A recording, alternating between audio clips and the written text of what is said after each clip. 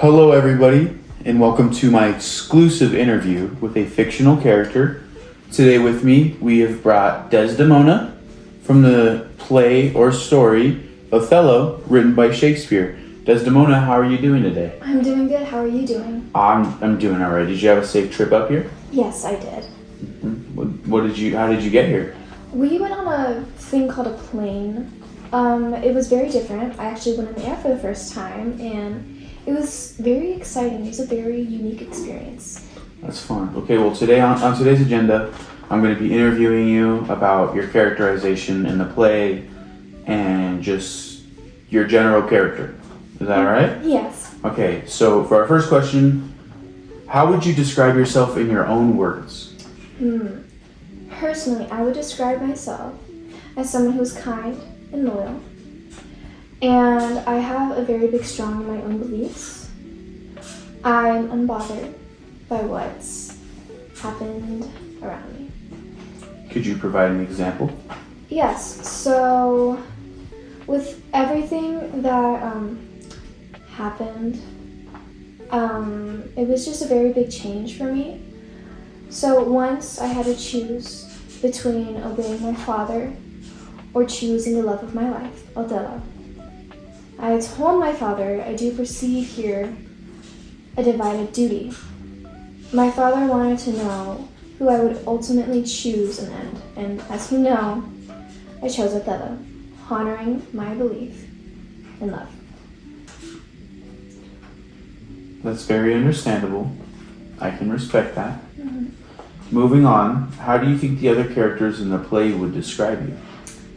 How do other characters would describe me? I think that many people would say I'm a gentle, a kind person.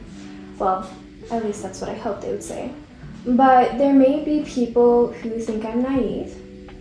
Iago himself thinks highly of me as a person.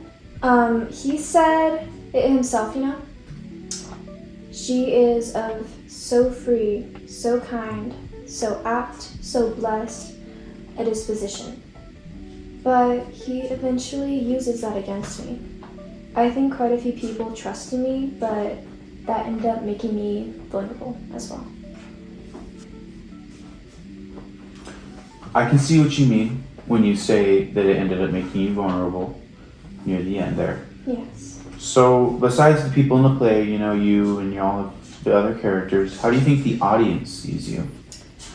Well, I believe as someone who is loyal and innocent, when things went bad, I stayed with Othello because I loved him. Even when Othello killed me, I still wanted to stay with him because I knew deep down that he truly didn't want to kill me.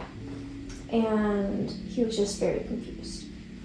In my dying moments, I said, nobody, I myself, farewell. Now, some people might think that because of the murderous intent Othello brought with him, that I would surely not trust him and that I wouldn't forgive him, but I loved him. So of course, I forgave him and I trust him and I still love him, even through all that.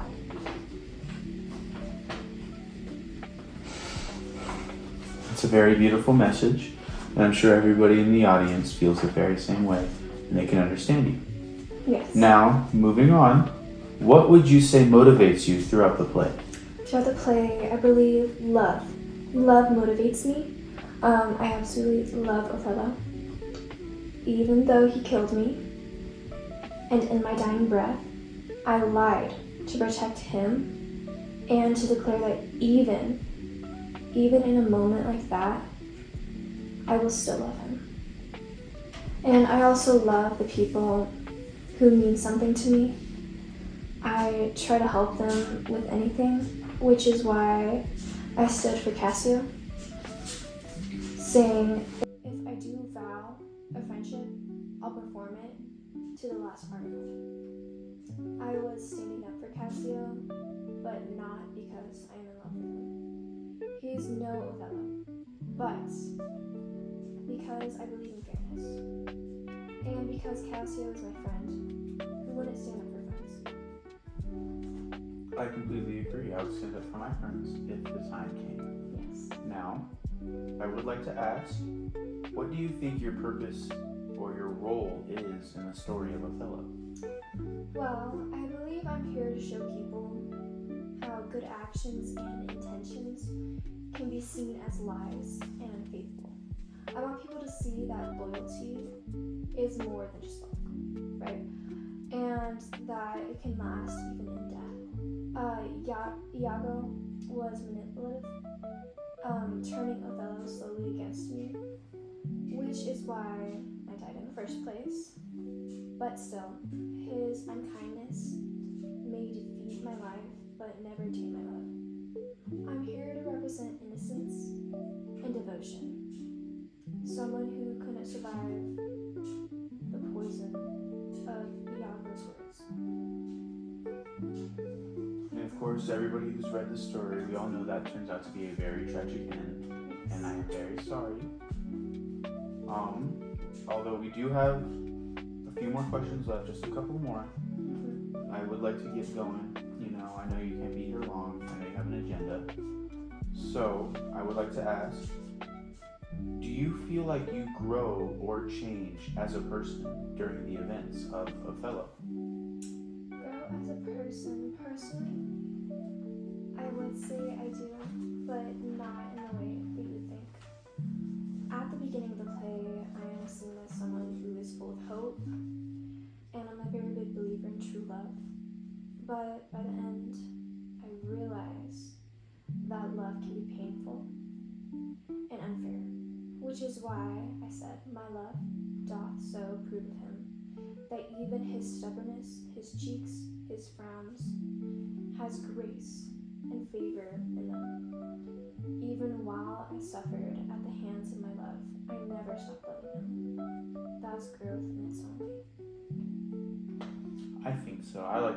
I would say that that's growth, Yes. Completely loving somebody, even to an end like that could really mean change. Yeah. Moving on to our final question. If you had to sum up your beliefs or philosophy about life, what would it be? Well, mine would be to love without limit. Even though sometimes that can be very hard, I wasn't just in the play as a love interest. I'm here to send a message about loyalty and love. I want people to see that no matter what happens, love will always prevail. I believe in love so strongly. I defied my own father, my culture, and even conquered the fear of loving someone who is different from me. It was thanks to all of this that I did love the more to live with him. I couldn't imagine anyone else by my side. Of course. Well, thank you very much for coming out. I appreciate you taking the time to come and answer some questions about characterization for you. Yes. I hope you have a safe trip back. And I hope I could see you again soon. Thank you, you too. Of course.